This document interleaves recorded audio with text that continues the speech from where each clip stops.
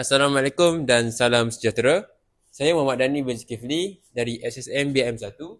Saya Nik Haika bin Mak Razali. Saya Fernanda Anak Agustin. Saya Linda Anak Carol. Okey, di sini kami akan mempersembahkan atau mengenalkan satu inovasi baru untuk membantu pelajar-pelajar yang mengalami masalah buta huruf atau sukar untuk membaca, yang mana kami membina satu projek yang besar yang diberi nama sebagai Jom Keruf untuk menarik minat murid-murid.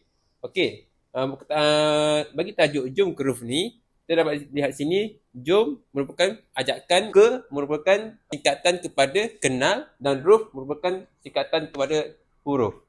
Yang mana Jom ini ajakan kepada mengenal huruf.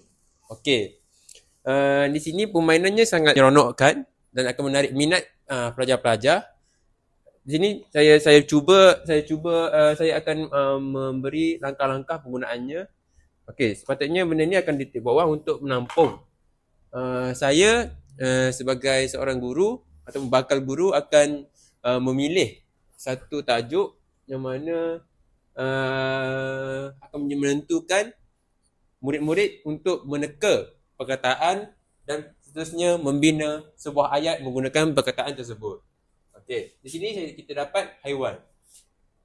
Okey, untuk hari ini kita dapat haiwan. Jadi pemurid akan mula bermain dengan memutarkan projek ini, dan akan keluarnya satu bola yang mempunyai huruf, iaitu huruf U. Okey, pelajar akan meneka haiwan apa yang bermula dengan huruf U. Sebagai contoh saya bagi adalah udang. Okey, seterusnya permainan ini berlangsung kepada pembinaan ayat menggunakan perkataan udang tersebut.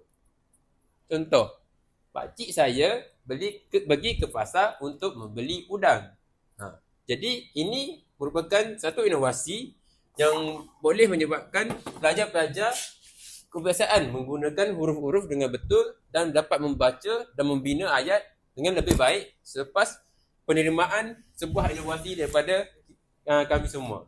Itu saja. Terima kasih.